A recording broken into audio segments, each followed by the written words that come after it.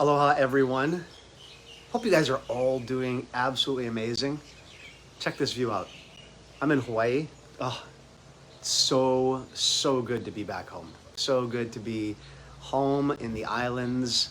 We're getting prepped for I think it's our 64th Huna workshop. 64. Man, 64 Huna workshops. It's been a long time that we've been doing them and absolutely love it. And very thankful that you guys all join up and get to be a part of these Facebook Lives. See a whole bunch of people logging in. Olu, Norte, so nice that you guys are here. Thank you so much.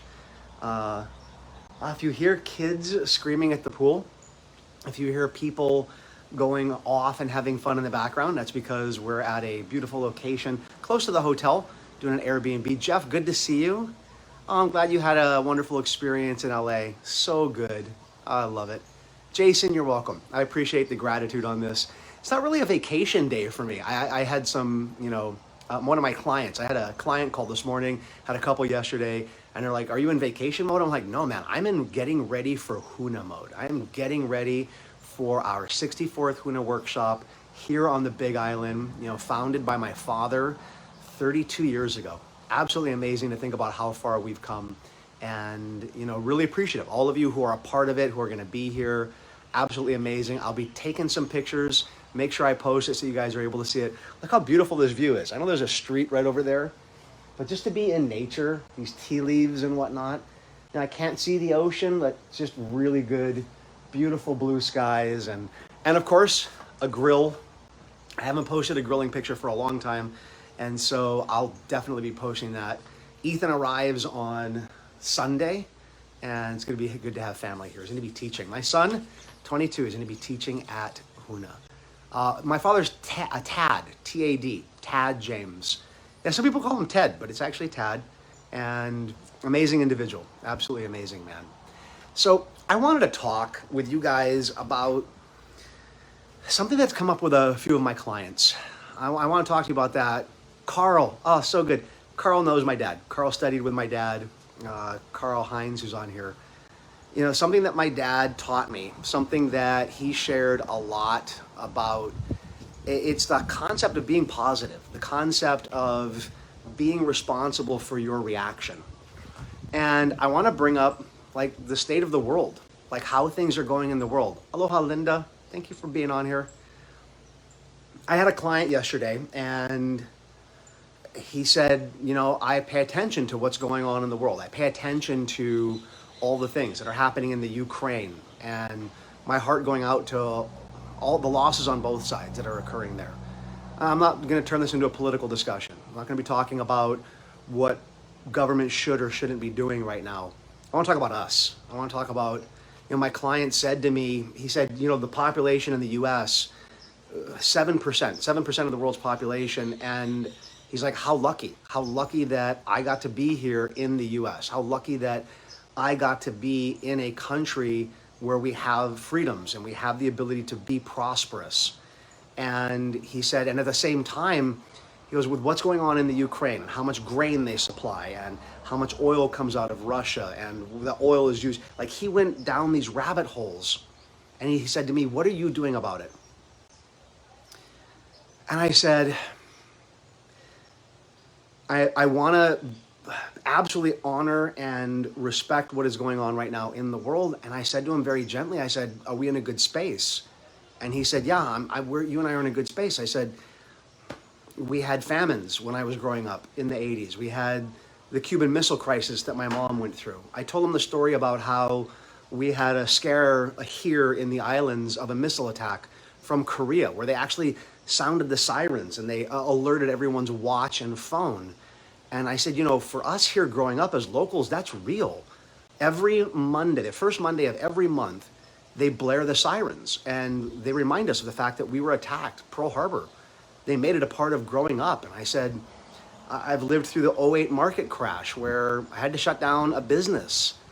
I said, here's the thing. My dad would always say, negative things occur. Negative things happen in the world out there. And we teach as a part of Huna, we teach as a part of NLP, the concept of empowerment. The concept of being empowered as an individual. And what does empowerment mean? Empowerment means that you take responsibility. And I paused. I said, now I need you to understand this. I can't take responsibility for what's happening in the stock market. I can't take responsibility for what's happening with gas prices or with, oil production or grain production. At the very least, I can take my responsibility, my reaction to it, my reaction.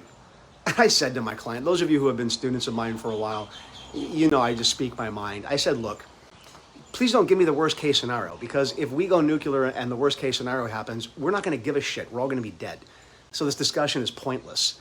I'm not talking about the worst case scenario. I'm talking about how do we deal with all of that negativity out there? And I said, at the very least, you have to be responsible for your reaction. You have to be responsible for your reaction to things. The people that made it through the '08 market crash, I asked my client, how much did you lose during that time? He said, about 25% of my wealth. I said, how are you doing now? He said, I'm doing really well. I said, yep, I lost actually a higher percentage than you did during the '08 market crash, and we're doing well now. I said, COVID, I got no control over it. Oh God, thank goodness they are lifting the mask mandate. Apparently the governor of this state, they wanted to be last because we're the 50th. They wanted to be the last fucking state to do it, but they're lifting the mask mandate on the 25th, right at the end of our Huna workshop here, which is totally cool. At least we get to spend the last couple of days without masks on. First week, we're gonna be ninjas. That's all right. I said, I can't control that. I can't control what this state does or what the country does. I can control my reaction. And I said, and here's what I know. If you've been to a prac training, we showed you a video with basketballs. And in that video, people don't see something that's super obvious. I said, here's what I know. And I know this from science. I know this from how neurology works. I know this from how Carl Jung talked about perceptions. If you are in a negative state, you don't see the exit. If you're in a negative state, you don't see the positive path that you could go down. If you're in a negative state, you actually will alter your perceptions of everything that's going on out there. I'm not talking about putting your head in the sand and acting like bad things aren't happening.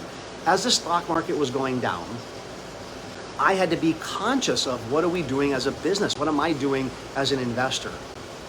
He had been to a prac training with a different trainer, different lead trainer. And I said to him, at every single NLP training, I ask the following questions. I look out at the room and I go, how many of you in here know someone that has made money, built wealth in a positive economy? All the hands go up. I said, this is not a trick question. How many of you have known people that have lost money in a bad economy? All the hands go up. How many of you have known someone that has lost money in a good economy? Like the economy is going well and they lost money. Hands go up, and I said, and here's the last one. How many of you have known someone that has made money in a quote unquote bad economy?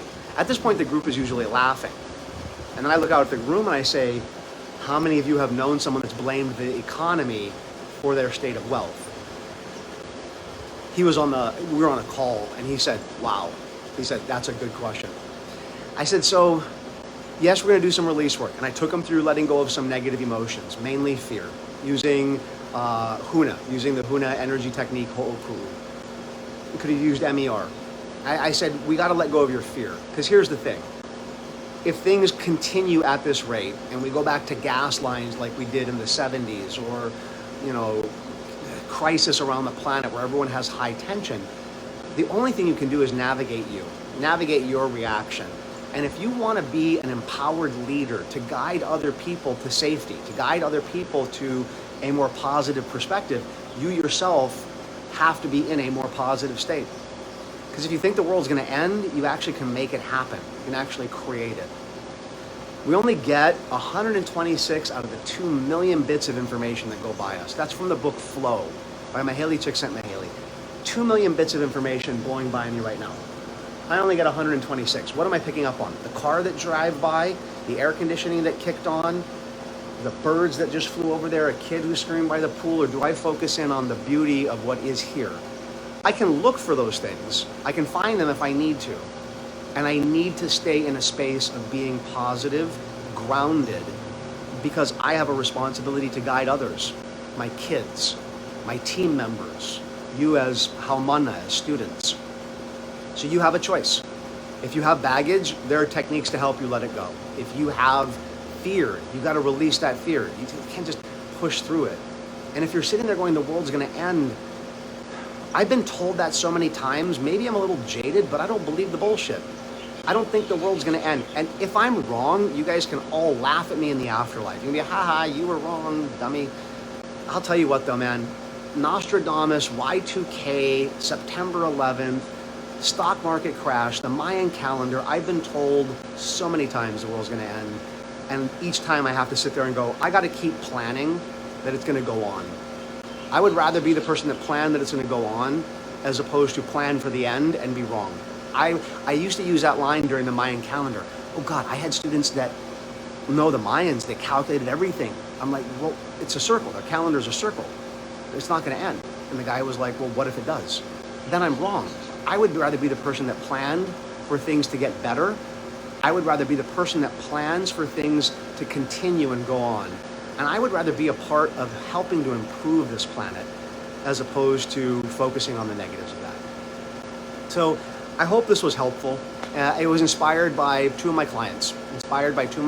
That one of them in Canada, and they're dealing with so many lockdowns and craziness there. She expresses it to me.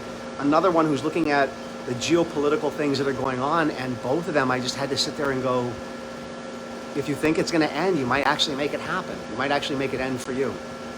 Stay in the positive, you guys. Stay in the positive, send positive thoughts and prayers to the people that are going through worse things than we could ever imagine. And really stand that groundedness and be pono with everything that you do. Hope this helped, you guys. I'm gonna go have lunch. I'm gonna talk with another client, and hope you have an amazing week. I'm gonna see you guys next week. We're gonna be doing the training. We're gonna be at Huna, and you guys will get to hear that while I'm there. I think Deanne will be on stage, and I'll grab the camera, walk out. I'll show you guys all the students and show you what we're doing here. All right, take care, you guys. Aloha, ahui ho.